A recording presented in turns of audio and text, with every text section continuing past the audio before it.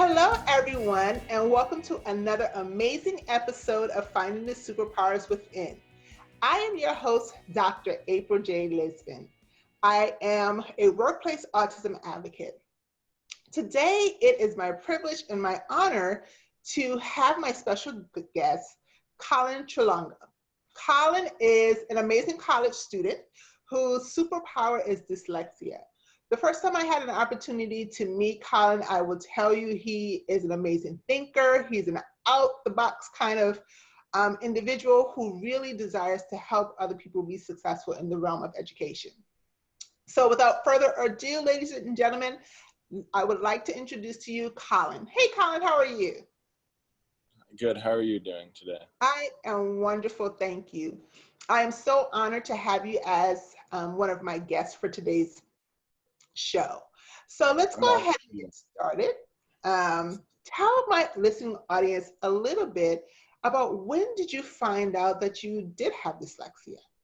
um I well I had I guess it was like early on stages where you can see symptoms of it. Like when I was in preschool, I wouldn't I wouldn't sing along. I would maybe like clap along, or I wouldn't do the ABCs.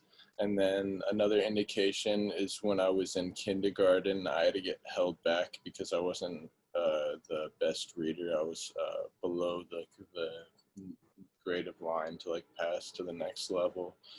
And then around second grade, where I was just struggling really hard in school and being like reading grades behind kids in my class, that's when we finally started looking around. And well, my mom was looking around forever, but she just didn't know what dyslexia was. And then we found a guy named John Fleming, and he tested me for all different types of stuff, and it came up with dyslexia and ADD. And that's how I started getting my accommodations in school. Awesome. So you've been on this journey for a while, would you say? Yeah, Okay, good. yeah. So I've, as you I've, think, go ahead. I'm sorry. Say that again. I've probably had like 6 years of like remediation tutoring, like special education for dyslexia and stuff like that. Okay. So when you think through your experiences in schools, what were some of the trials and triumphs that you actually experienced during those years? Um, During my experience in middle school and elementary school, a lot of the good things that happened to me were my social life. I wasn't like down in the dumps in that. I made friends. I was able to go out and have fun and still act like a normal kid. But when we got back into the classroom, that's when the struggles really started. When I was like called on to read, I wasn't able to like read the sentence properly, and like people would just like giggle a little bit, like normal like playing around stuff. And then on time tests, I would always get a lot of anxiety, like doing like time math tests, and that would always be a hard thing on me. And then just normal test taking, I would never like finish them on time until I started getting accommodations where in middle school I had a reader, so they helped me read my tests, and then I started getting A's and having extra time and stuff like that. Okay.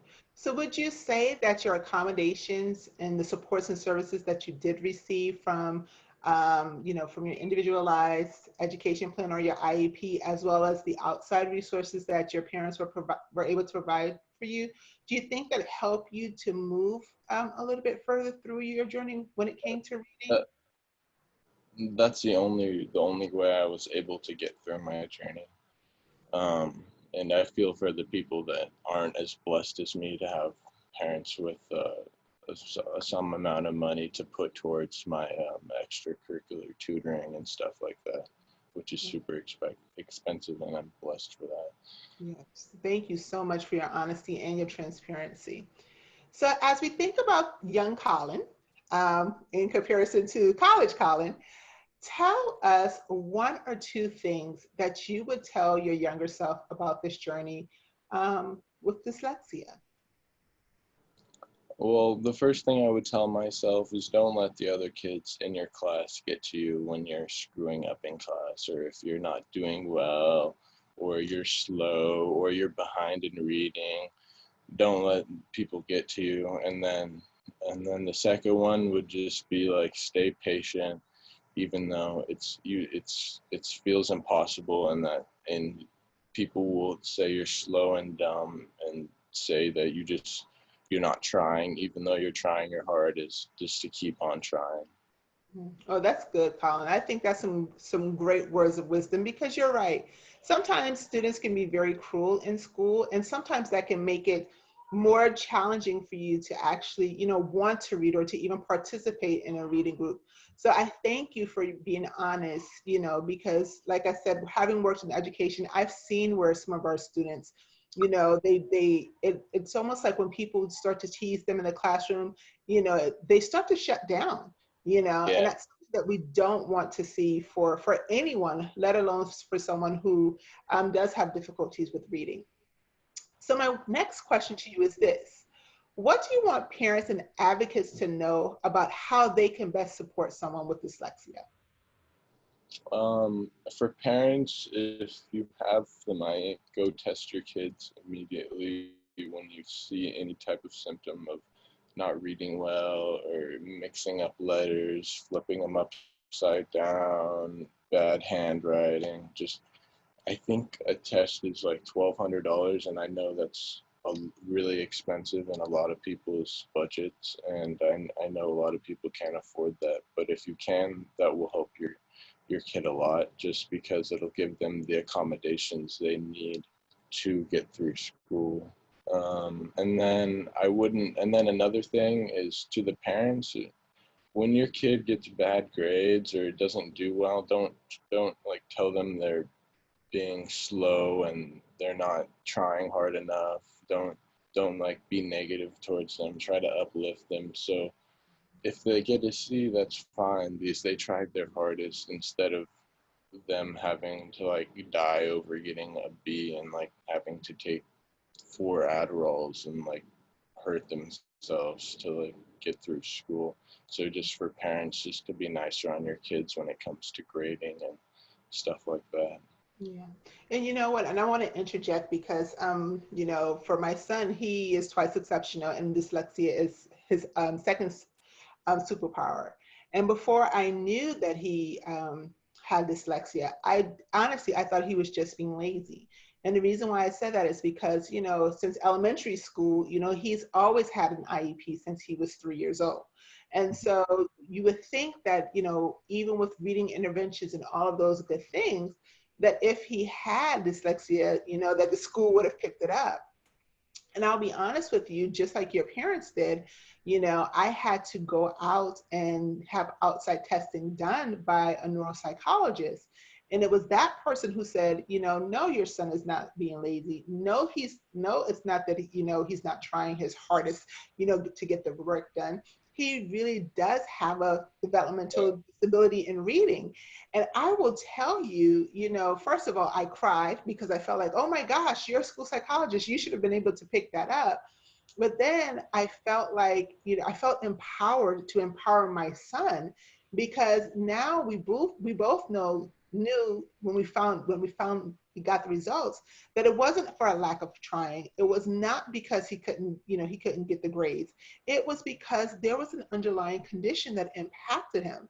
And as soon as we got that aha moment and we put those accommodations in place, like you mentioned, his whole life opened up when it came to reading, because we had a why. And I think that's so important for our listening and our viewing audience to hear, this amazing Gen Z tell you guys, that it's so important that we, watch the words that we speak, that we do our best, to dig a little bit deeper, because sometimes the school assessments are not going to be enough to give you the why. Because like I tell people, even with my son, his numbers never matched up to be that of a learning disability in school.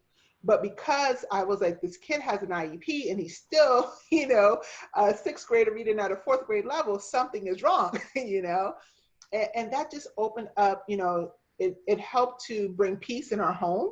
And it helped to bring peace to his mind that, I can do this. It's just going to take me a little bit longer. And here's my reason why. So I thank you for that. as far as future colleagues or future employers, what do you think would be helpful for someone in the workplace who does have dyslexia? What types of accommodations do you think would be beneficial for them? Honestly, and for me, just personally, that might be different for other dyslexics. But for me, when I work and when I'm in I've worked two jobs. I've worked at a manufacturing and design company, and then I've worked at ballet. And for the manufacturing design company, I didn't really need any accommodations or anything. And same with the ballet company. But I think that's just me. Some people might need like extra time on certain projects that they're doing.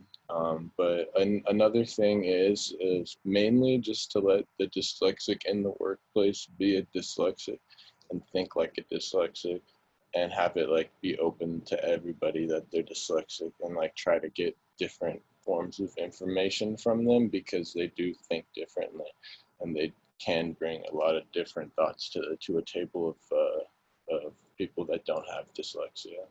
Oh, that's good. So, what do you mean? Can you share a little bit more about what you mean about, um, you know, that dyslexics think a little bit differently than those without dyslexia? What do you mean by that? Well, I think the science of it is our brains are completely wired differently, and I'm pretty sure don't quote me on this, but I'm pretty sure I've heard about these tests where they like put these things on your head, and then it shows which parts of your brain lights up, and a normal person and a dyslexic person, it shows completely different parts of the brain that lights up when asked a question. So that's like the science behind it. So it's just like different pathways in your brain comes to like different conclusions and different ways to do things. So it's just more like adds more creativity to like the workspace. And as you know, like all of these CEOs and people that own companies and all these billionaires have severe dyslexia. Yeah, yeah, you're right. So, my last question before we end today's interview is this: where do you see yourself 3 to 6 months from now after having done this interview? Well, I see myself doing school in 3 to 6 months. I'm going to be in college, and I'm just going to be promoting my book and trying to get it out to as many organizations as I can. And and then another thing I wanted to integrate was how the prison system integrates into the education system. And I'll explain that by, okay, we all start out in preschool and then we go to kindergarten. And in kindergarten, if they tested for all the different types of learning disabilities right there and gave accommodations immediately, we would not have that many people in prison that we have now, just because of the sheer fact that I think it's like 70% of people in the prison system have a learning disability. Wow. So if we could change the way the education system is and even do some remediation on the side, like maybe like an hour a day for kids that have dyslexia, and just like keep that in like public schools, and the entire prison system will change and the entire educational system will change, and we'll have so many more people working and off the streets. Wow. So it sounds like, for you, advocacy is going to be a part of your life's journey as well, because you know what it's like. And, as you said before, you had an opportunity because your family was able to provide some of those supports and services to you as far as the tutoring, but not everyone has that opportunity. Now, I heard you mention a book. Can you tell our audience what's the name of your book and how they can find it?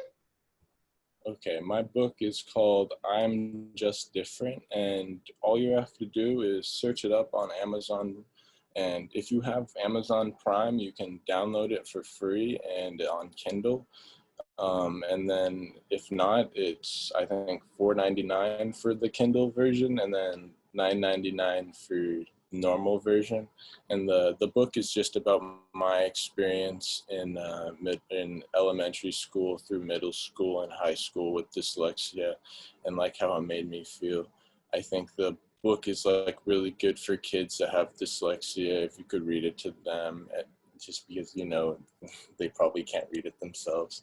It would give them like a boost of confidence, I would hope, just to like get through it and like give them some support.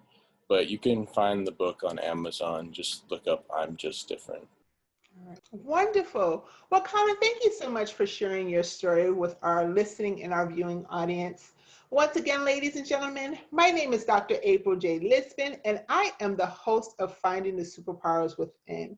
If you have enjoyed today's episode, I ask that you share this information with other allies and individuals who are neurodiverse learners, as well as those specifically who have a diagnosis of dyslexia. Thank you so much and enjoy the rest of your day, everyone.